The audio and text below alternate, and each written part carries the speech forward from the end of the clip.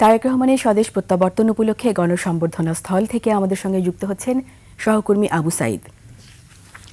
আবু সাইদ, সংবর্ধনা স্থল কেমন দেখছেন, আর নেতা কর্মীদের জড়ো হওয়া এবং সেখানকার পরিস্থিতি, নিরাপত্তা কেমন দেখছেন?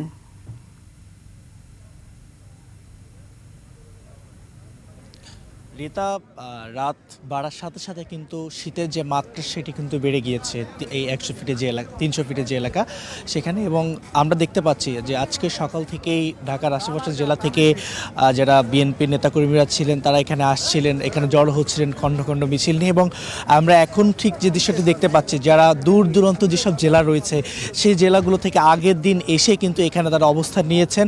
তারা এখানে কিন্তু বাস সহ যেভাবে পারছে সেভাবে করে এসে কিন্তু এখানে অবস্থান নিয়েছেন। অর্থাৎ এখন পর্যন্ত কালকে অর্থাৎ আগামীকালকে যে তারেক রহমানের দেশে ফেরার কথা রয়েছে সেটিকে ঘিরে কিন্তু নেতাকর্মীদের যে অবস্থান সেটি কিন্তু এখানে ঠিক 300 ফিটে রয়েছে। পাশাপাশি মঞ্চ তৈরি প্রস্তুত একদমই শেষের দিকে, এবং অর্থাৎ পুরোপুরিভাবে কিন্তু প্রস্তুত আসলে তারেক রহমানকে বরণ করার জন্য বিএনপির নেতাকর্মীরা। পাশাপাশি নিরাপত্তার যে বিষয়টি আমরা এখানে লক্ষ্য করেছি যে এখানে কিন্তু কঠোর নিরাপত্তার বেষ্টনী রয়েছে।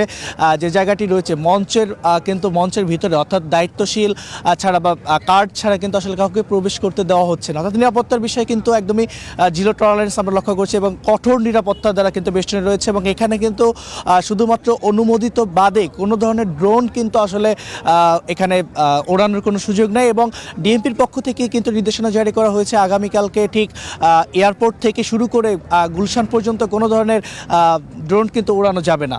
অর্থাৎ কঠোর নিরাপত্তা বেষ্টনী আমরা লক্ষ্য করেছি। পাশাপাশি নেতাকর্মীদের উপস্থিতির ফলে আজকে কিন্তু 300 ফিটে আমরা দেখেছি দীর্ঘক্ষণ যানজটের যে সৃষ্টি সেটি হয়েছে। তবে বিএনপির যারা ছিলেন স্বেচ্ছাসেবক এবং প্রশাসনে যারা দায়িত্বে ছিলেন তারা চেষ্টা করেছে, তারা সেখানে কিন্তু চেষ্টা করেছেন সেই যানজট কিভাবে নিরসন করা যায়। তো এটি ছিল রিতা ঠিক আমার কাছে এই মুহূর্তে ঠিক 300 ফিট থেকে সর্বশেষ। সাইদ, আপনাকে অসংখ্য ধন্যবাদ। আমরা দেখছিলাম আবু সাইদ জানাচ্ছিলেন সংবর্ধনা স্থলের সর্বশেষ পরিস্থিতি।